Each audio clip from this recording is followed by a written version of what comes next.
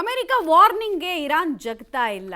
ಕುಟ್ಟಿ ಪುಡಿ ಪುಡಿ ಮಾಡ್ಬಿಡ್ತೀವಿ ನಿಮ್ಮನ್ನ ಅಂತ ಅಮೆರಿಕ ಹೇಳ್ತಾ ಇದ್ರು. ಇರಾನ್ ತಲೆ ಕೆಡಿಸ್ಕೊಂಡಂಗೆ ಕಾಣಿಸ್ತಾ ಇಲ್ಲ. ಈಗಾಗಲೇ ಗಾಯಗೊಂಡ ಹುಲಿಯಂತೆ ನಾವು ಆಗಿದ್ದೀವಿ, ನಮ್ದೇನಿದ್ರು ಪ್ರತಿಕಾರದ ಹೆಜ್ಜೆ ಅಂತ ಇರಾನ್ ಹೇಳ್ಕೊಳ್ತಾ ಇದೆ.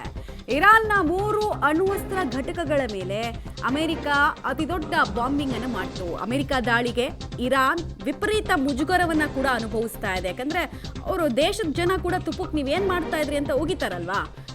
ಒಂದು ದೇಶ ಬಂದು ಅದು ಎಷ್ಟು ದೂರ ಇರುವಂತಹ ದೇಶ, ಕನೆಕ್ಷನೇ ಇಲ್ಲ, ಬಾರ್ಡರ್ ಕನೆಕ್ಷನ್ ಇಲ್ದಿರುವಂತಹ ದೇಶ ಬಂದು ಇಲ್ಲಿ ಬಾಂಬ್ ಹಾಕಿ ಅದನ್ನ ನಾವು ಸಕ್ಸಸ್ಫುಲ್ ಮಾಡಿದ್ದೀವಿ ಅಂತ ಸೆಲೆಬ್ರೇಟ್ ಮಾಡ್ತಾರೆ ಅಲ್ಲಿ. ಅದನ್ನು ನೋಡಿದಾಗ ಇರಾನಿನ ಜನ ಕೂಡ ಸಿಡಿದು ಹೇಳ್ತಾರೆ. ಹೀಗಾಗಿ ಇರಾನ್ ತನ್ನನ್ನು ತಾನು ರಕ್ಷಿಸಿಕೊಳ್ಳೋದಕ್ಕೆ ಮುಂದಾಗ್ತಾ ಇದೆ. ಯಾವ ರೂಪದಲ್ಲಿ ರಕ್ಷಿಸಿಕೊಳ್ಳುತ್ತೆ ಅನ್ನೋದು ಪ್ರಶ್ನೆ. ಈಗಾಗಲೇ ಇರಾನ್ ತನ್ನ ಪ್ರಾಕ್ಸಿ ಸಂಘಟನೆಗಳನ್ನು ಆಕ್ಟಿವೇಟ್ ಮಾಡಿದೆ.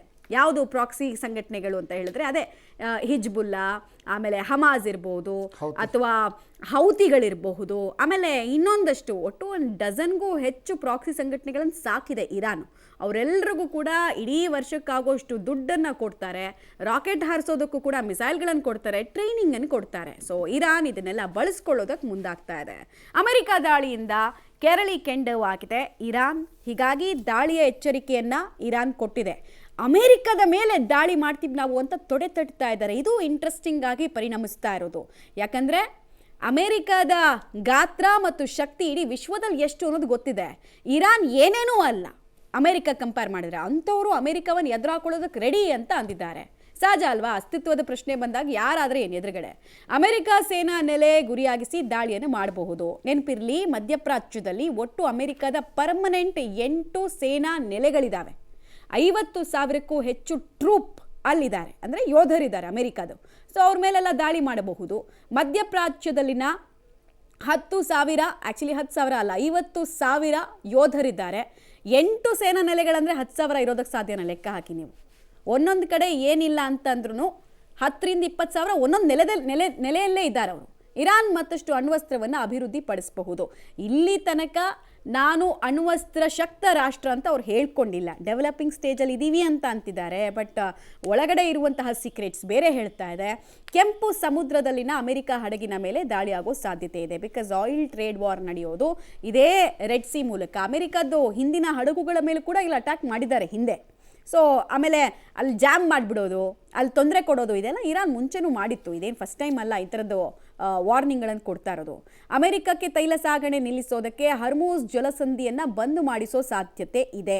ಈ ಹರ್ಮೂಜ್ ಜಲಸಂಧಿ ಇದೆಯಲ್ಲ, ಇದು ಜಗತ್ತಿನಲ್ಲೇ ತೈಲದ ನರ ಅಂತ ಕರೆಸಿಕೊಳ್ಳುವಂತಹ ಜಲಸಂಧಿ. ಆಲ್ಮೋಸ್ಟ್ ಒಂದು 167 ಕಿಲೋಮೀಟರ್ ಉದ್ದ ಇದೆ ಇದು. ಇರಾನ್ನ ಅಧಿಪತ್ಯ ಹರ್ಮೂಜ್ ಜಲಸಂಧಿ ಮೇಲೆ ಇದೆ. ರೈಟ್, ಡೀಟೇಲ್ಸ್ ಕೊಡ್ತಾರೆ ಶಬೀರ್. 3ನೇ ಮಹಾಯುದ್ಧ ಅಥವಾ 3ನೇ ವಿಶ್ವಯುದ್ಧ ಅನ್ನುವಂತಹ ವಿಚಾರ ಫಸ್ಟ್ ಟೈಮ್ ರೈಸ್ ಆಗಿರೋದಲ್ಲ. ಕಾಲಕ್ಕೆ ಇದು ಎತ್ತಲ್ಪಟ್ಟಿದೆ, ಕಾಲಕ್ಕೆ ಹಾಗೆ ಮರೆಯಾಗಿ ಹೋಗಿದೆ. ಈಗ ಅಮೆರಿಕ ಎಂಟ್ರಿ ಆಗಿರೋದ್ರಿಂದ ಏನಾಗಬಹುದು ಅಂತ ಅಮೆರಿಕ ಅಧ್ಯಕ್ಷರು ಬಂದಾಗ ಹೇಳಿದ್ರು, 2 ವಾರ್ಗಳನ್ನು ಜಗತ್ತಲ್ಲಿ ನಿಲ್ಲಿಸ್ಬಿಡ್ತೀನಿ ನಾನು ಅಂತ ಹೇಳಿದ್ರು. ಈಗ ಅವರೇ ಇಂಡೈರೆಕ್ಟಾಗಿ 3 ವಾರ್ಗಳಿಗೆ ಕಾರಣ ಆಗ್ತಾ ಇದ್ದಾರಾ ಅಂತ. ಮಮತಾ ನೋಡಿ, 2 ದೇಶಗಳು ನೇರವಾಗಿ ಸಂಘರ್ಷ ಮಾಡುವಂಥ ಸಂದರ್ಭದಲ್ಲಿ ನೀವು ಪರೋಕ್ಷವಾಗಿ ಬೆನ್ನಿಗೆ ನಿಂತ್ಕೊಂಡು ಬೆಂಬಲವನ್ನು ಕೊಡುವಂಥದ್ದು ಬೇರೆ. ಆದರೆ 2 ದೇಶಗಳು ಸಂಘರ್ಷ ಮಾಡುವಂಥ ಹೊತ್ತಲ್ಲಿ ಒಂದು ದೇಶದ ಪರವಾಗಿ ಅಧಿಕೃತವಾಗಿ ಯುದ್ಧ ಭೂಮಿಯಲ್ಲಿ ಇಳಿಯುವಂಥದ್ದು ಬೇರೆ. ಈಗ ಅಮೆರಿಕ ಅಂಥದ್ದೊಂದು ಮಹತ್ವದ ಕೆಲಸವನ್ನು ಮಾಡಿರುವಂಥದ್ದು. ಇಷ್ಟು ದಿನ ಇಸ್ರೇಲ್ ಮತ್ತು ಇರಾನ್ ಸಂಘರ್ಷದಲ್ಲಿ ಪರಸ್ಪರ 2 ದೇಶಗಳಿಗೂ ಕೂಡ ಬೇರೆ ಬೇರೆ ದೇಶಗಳು ಬೆನ್ನಿಗೆ ನಿಂತ್ಕೊಂಡು ಅದಕ್ಕೆ ಬೇಕಾದಂಥ ಅಗತ್ಯ ಏನು ಯುದ್ಧೋಪಕರಣಗಳನ್ನು, ಶಸ್ತ್ರಾಸ್ತ್ರಗಳನ್ನು ಪೂರೈಕೆ ಮಾಡುವಂಥ ಕೆಲಸವನ್ನು ಮಾಡ್ತಾ ಇತ್ತು. ಈಗ ಇಸ್ರೇಲ್ನ ಪರವಾಗಿ ಮುಖ್ಯವಾಗಿ ನಾವು ನೋಡೋದಾದ್ರೆ ಅಮೆರಿಕ ಆಗಿರ್ಬೋದು, ಈ ಕಡೆ ಇರಾನ್ನ ಪರವಾಗಿ ನಾವು ನೋಡೋದಾದ್ರೆ ರಷ್ಯಾ, ಚೀನಾ ಸೇರಿದಂತೆ ಬೇರೆ ಬೇರೆ ದೇಶಗಳು ಪರೋಕ್ಷವಾಗಿ ಒಂದಿಷ್ಟು ಬೆಂಬಲವನ್ನು ಕೊಡುವಂತ ಕೆಲಸಗಳನ್ನ ಮಾಡ್ತಾ ಇದ್ರು. ಪೂರಕವಾದಂತ ಶಸ್ತ್ರಾಸ್ತ್ರಗಳನ್ನ ರವಾನಿಸುವಂತ ಕೆಲಸಗಳು ಕೂಡ ಆಗ್ತಾ ಇತ್ತು. ಆದ್ರೆ ಫಸ್ಟ್ ಟೈಮ್ ಈಗ ಒಂದು ಮುಖ್ಯವಾದಂತ ಬೆಳವಣಿಗೆ ಆಗಿರುವಂತದ್ದು ಅಮೆರಿಕ ಅಧಿಕೃತವಾಗಿ ಎಂಟ್ರಿ ಕೊಟ್ಟಿರುವಂತದ್ದು.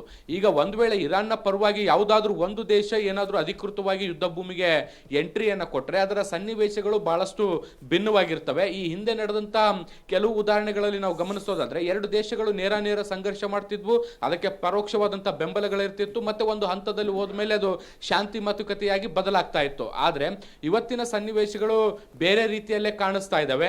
ಅಮೆರಿಕ ಇಸ್ರೇಲ್ ಸೇರಿ ಇರಾನ್ ಅನ್ನ ಎಷ್ಟೇ ಬೆದರಿಸುವಂತ ಪ್ರಯತ್ನಗಳನ್ನ ಮಾಡಿದ್ರು, ಎಷ್ಟೇ ದಾಳಿಗಳನ್ನ ಮಾಡುವಂತ ಪ್ರಯತ್ನಗಳನ್ನ ಮಾಡಿದ್ರು, ಇರಾನ್ ಬಗ್ಗುವಂತೆ ಕಾಣಿಸ್ತಾ ಇಲ್ಲ. ಅಲ್ಲಿನ ಸರ್ವಾಧಿಕಾರಿ ಖಮೇನಿ ಜಗ್ಗುವಂತೆ ಕಾಣಿಸ್ತಾ ಇಲ್ಲ. ಪ್ರತಿಯಾಗಿ ಮತ್ತಷ್ಟು ದಾಳಿಗಳನ್ನು ನಡೆಸುವಂತ ಎಚ್ಚರಿಕೆಯನ್ನು ಕೊಡ್ತಾ ಇದ್ದಾರೆ. ಈಗ ಅಮೆರಿಕ ತನ್ನ ಅಣುಘಟಕಗಳ ಮೇಲೆ ದಾಳಿಯನ್ನು ನಡೆಸಿದ ಬಳಿಕ ಅದಕ್ಕೆ ಪ್ರತೀಕಾರವನ್ನ ಬಹಳಷ್ಟು ಕೆಟ್ಟದಾಗಿ ನಾವು ತೀರಿಸ್ಕೊಳ್ತೀವಿ ಅನ್ನುವಂತ ನಿಟ್ಟಿನಲ್ಲಿ ಎಚ್ಚರಿಕೆಯನ್ನು ಕೊಟ್ಟಿರುವಂತದ್ದು. ಮುಖ್ಯವಾಗಿ ಹಾರ್ಮೋಸ್ ಸಂಧಿಯಲ್ಲಿ ಬರುವಂತ ಅಮೆರಿಕದ ಹಡಗುಗಳ ಮೇಲೆ ದಾಳಿಯನ್ನು ನಡೆಸ್ತೀವಿ ಅನ್ನುವಂತ ನಿಟ್ಟಿನಲ್ಲಿ ಎಚ್ಚರಿಕೆಯನ್ನು ಕೂಡ ಕೊಟ್ಟಿರುವಂತದ್ದು. ಈಗಾಗಲೇ ಯಮನ್ ಕೂಡ ಈ ಒಂದು ಇರಾನ್ಗೆ ಬಹಿರಂಗವಾಗಿ ಈಗ ಬೆಂಬಲವನ್ನು ಕೊಡುವಂತ ಕೆಲಸವನ್ನ ಕೂಡ ಮಾಡಿದೆ. ಮುಂದಿನ ಹಂತದಲ್ಲಿ ಯಾವ್ಯಾವ ದೇಶಗಳು ಇರಾನ್ಗೆ ಬೆಂಬಲವನ್ನು ಘೋಷಿಸುತ್ತೆ ಅನ್ನುವಂಥದ್ದನ್ನ ಕೂಡ ನೋಡಬೇಕು. ಒಂದ್ ವೇಳೆ ಹಾರ್ಮೋಸ್ ಜಲಸಂಧಿಯನ್ನು ಏನಾದ್ರೂ ಬಂದ್ ಮಾಡಿದ್ರೆ ಇದು ಇಂಟರ್ನ್ಯಾಷನಲ್ ಟ್ರೇಡ್ಗೆ ಮತ್ತಷ್ಟು ದೊಡ್ಡ ಸಮಸ್ಯೆ ಆಗುತ್ತೆ. ಆಗ ಬೇರೆ ಬೇರೆ ದೇಶಗಳಿಗೆ ಸಮಸ್ಯೆ ಆಗುವಂತ ಹಿನ್ನೆಲೆಯಲ್ಲಿ ಆ ದೇಶಗಳು ಕೂಡ ರಿಯಾಕ್ಟ್ ಮಾಡಬೇಕಾದಂತ ಅನಿವಾರ್ಯತೆಗಳು ಕೂಡ ಬರುತ್ತೆ. ಆ ಸಂದರ್ಭದಲ್ಲಿ ಯಾವ್ಯಾವ ದೇಶಗಳು ಹೇಗೆ ರಿಯಾಕ್ಟ್ ಮಾಡ್ತವೆ ಅನ್ನುವಂಥದ್ರ ಮೇಲೆ ಇರಾನ್ ಮತ್ತೆ ಇಸ್ರೇಲ್ನ ಸಂಘರ್ಷ ಏನ್ ನಡೀತಾ ಇದೆ ಅದು ಯಾವ ತಿರುವು ಪಡೆಯುತ್ತೆ ಅನ್ನುವಂಥದ್ದನ್ನ ಕೂಡ ನಾವು ಒಂದು ಅಂದಾಜು ಮಾಡಬಹುದು. ಮಮತಾ ಹಾಗೆ ಸಂಪರ್ಕದಲ್ಲಿ ಶಬೀರ್, ಮತ್ತೆ ನಿಮ್ಮ ಜೊತೆ ನಾನು ಮತ್ತೆ ಮಾತನಾಡ್ತೀನಿ. ಒಟ್ಟಾರೆ ಇವಾಗ ಮುಂದೇನು ಅಂತಕ್ಕಂಥ ಪ್ರಶ್ನೆ ಜಗತ್ತಿನೆಲ್ಲೆಡೆ ಕಾಡ್ತಾ ಇದೆ. ಯುದ್ಧ ಮುಂದುವರಿಯುತ್ತಾ ಅಥವಾ ಒಂದು ಕದನ ವಿರಾಮ? ಈಗ ಆಪರೇಷನ್ ಸಿಂಧೂರ್ನಲ್ಲಿ ಹೇಗಾಯಿತು 2-3 ದಿನಗಳ ನಂತರ ಕದನ ವಿರಾಮ ಘೋಷಣೆ, ಅದೇ ರೀತಿ ಇಲ್ಲೂ ಆಗುತ್ತಾ? ಆ ರೀತಿ ಆಗಲಿ ಅಂತಲೇ ಎಲ್ಲರೂ ಬೇಡ್ಕೋತಾ ಇರೋದು. ಪರಿಣಾಮ ಅನ್ನೋದಕ್ಕಿಂತ ದುಷ್ಪರಿಣಾಮಗಳು